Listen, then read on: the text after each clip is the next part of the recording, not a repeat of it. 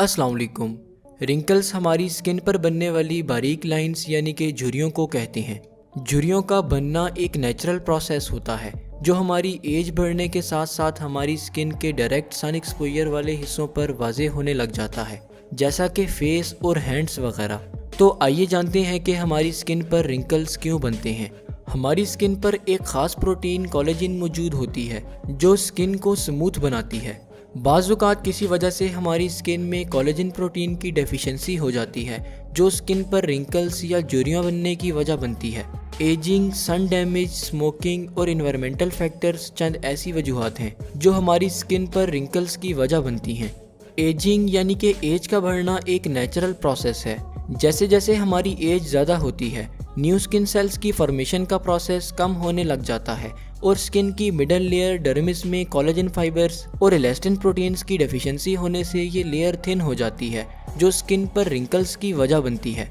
Sun damage, सन से आने वाली अल्ट्रावायलेट रेस हमारी स्किन पर मौजूद कोलेजन फाइबर्स को ब्रेक करती हैं और इलास्टिन प्रोटीन में एबनॉर्मेलिटी की वजह बनती हैं, जिससे हमारी स्किन में वक्त से पहले ही एजिंग का प्रोसेस शुरू हो जाता है जो रिंकल्स की वजह बनता है।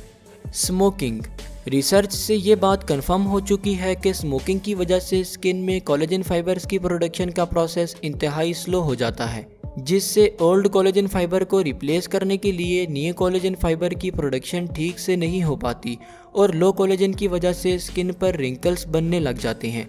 Environmental factors, dirt, dust particles, smoke और फैक्ट्रीज और गाड़ियों के एग्जॉस्ट से निकलने वाली नाइट्रोजन डाइऑक्साइड और कार्बन बेस्ड पार्टिकल्स चंद ऐसे इन्वायरमेंटल फैक्टर्स हैं जो हमारी स्किन में मौजूद कोलेजन और इलास्टिन प्रोटीन को स्लोली ब्रेक करते रहते हैं, जिससे स्किन पर रिंकल्स बनने लग जाते हैं।